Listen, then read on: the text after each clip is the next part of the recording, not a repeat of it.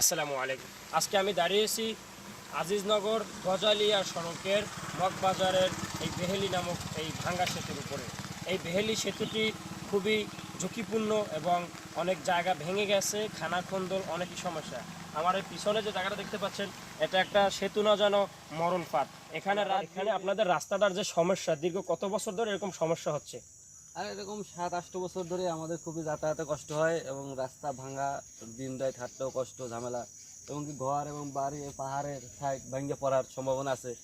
হ্যাঁ, রাস্তাটা যাতে তাড়াতাড়ি মানে ঠিকঠাক করে সরকার, এটা আমরা আবেদন জানাই আর কি। হ্যাঁ, আচ্ছা, আপনাদের রাস্তাটা যে পরিমাণে আমরা ভাঙ্গা খানাখন্দল দেখেছি, তো আপনাদের এখানে চলাচলে কোনো গাড়ি চলাচল এখানে করতে পারে কিনা? চলাচলের কোনো লাইন নাই। আপনার এখানে মানুষই হাঁটতে খুবই কষ্ট হয় এবং কি বয়স্ক লোক হলেও আরও কষ্ট। হ্যাঁ, ধরে পড়ে হাঁটাতে হয়।